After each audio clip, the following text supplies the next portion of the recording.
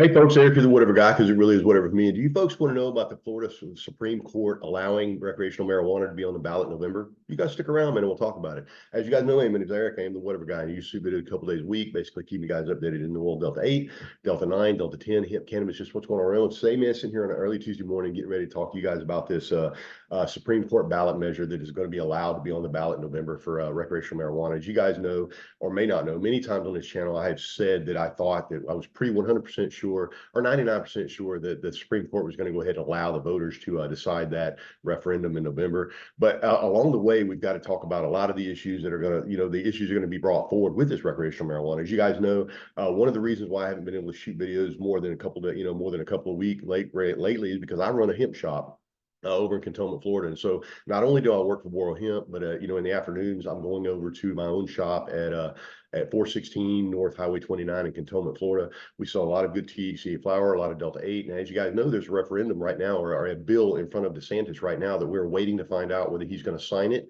or he's going to veto it, that would kill that business in the state of Florida and basically allow the legalization of, when recreational marijuana comes forward, it would allow them to have no competition whatsoever. Like by killing the hemp market all the way around, we are allowing the recreational people and the medical people to make all the money in the state, not allowing them any competition.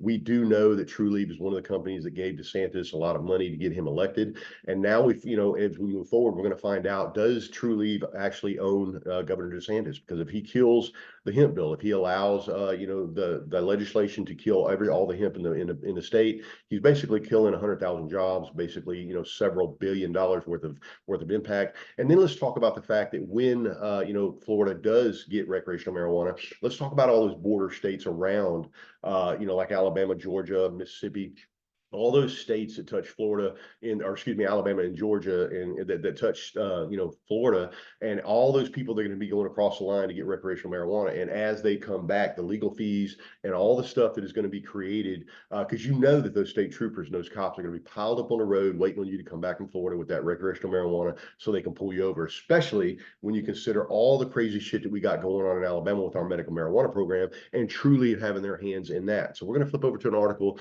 over here at Marijuana Moment, and we're going to talk about what they say about the bill. We're not going to talk about the other issues. Obviously, the hemp bill, we talked about that. We talked about the issues with going back and forth from, Alabamians and Georgians going back and forth to Florida, picking up recreational marijuana, coming back and facing legal challenges along the way, because that those cops are going to be piled up on the road. So we're going to take a look at this article and see what they say. It says Florida voters will decide on marijuana legalization in November as Supreme Court rejects Attorney General's move to block the ballot measure.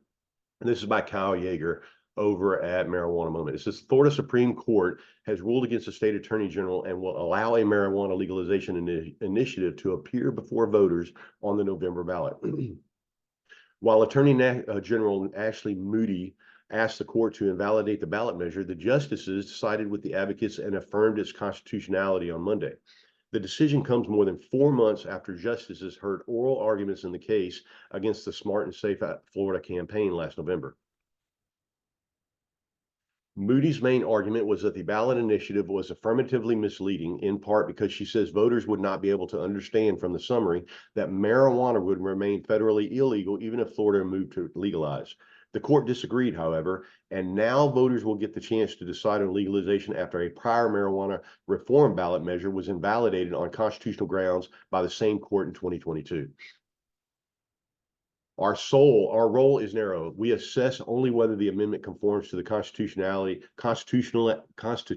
mandated single subject requirement, whether the ballot summary meets the statutory standard for clarity, and whether the amendment is facially invalid under the federal constitution.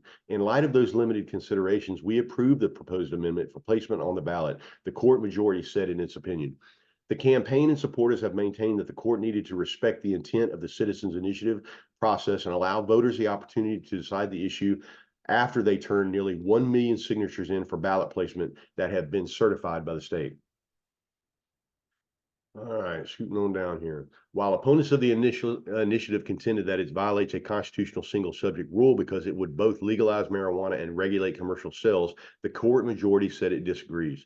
Allowing businesses to distribute personal use marijuana and authorizing individuals to possess it are logically and naturally related as part of a dominant plan or scheme. Legalization of marijuana presumes the product will be available for the consumer. Likewise, the sale of personal use of marijuana cannot be reasonably undertaken while possession is criminalized. Selling and possession of marijuana appear for better or worse directly connected, and we cannot say that an amendment addressing both components violates the single subject requirement, they said. Justices also disputed opponents' various claims that the initiative text is affirmatively misleading. We therefore approve the proposed amendment for placement on the ballot. The majority opinion says no rehearing will be permitted. Kim Rivers, CEO of the multi-state cannabis company Trulieve, that financially supported the legalization campaign, said that the company is thankful that the court has correctly ruled the ballot initiative and summary language meets the standards for single subject and clarity. Now, Kim Rivers, guys, Kim Rivers is one of the big, obviously the CEO of Trulieve. She's obviously the one that is probably got a lot of money behind this hemp bill that they want DeSantis to sign. That's already passed the House and the Senate. It's already been approved. Governor DeSantis has two choices here. He can either sign this bill or he can kill it.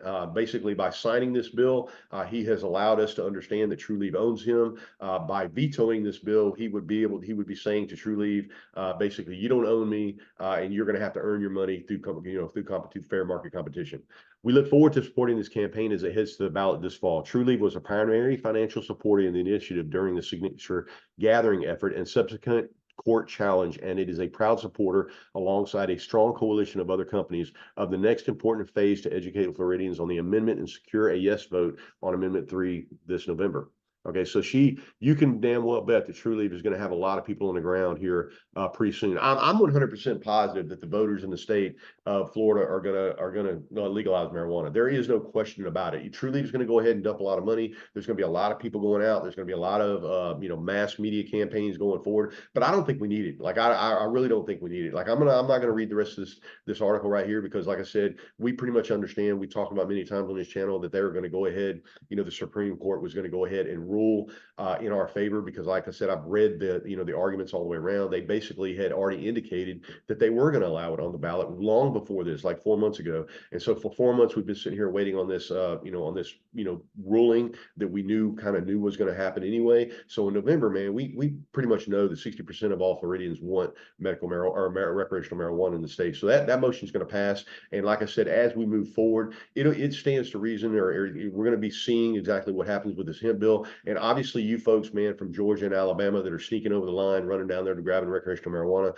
obviously be safe on the way back. I would find alternate routes than those main highways coming back on the main highway, because you can damn well bet that they're going to be pulling over people left and right. There's going to be a lot of citations being written. I'm not sure what the possession laws are going to be in some of those counties down there on those bordering states. There may be citations. They may be taking you to jail. But either way, there's going to be a lot of legal fees that are involved in all of this right here. All right, folks, whatever got signing off, and I will talk to you guys later, man. Love it. See ya.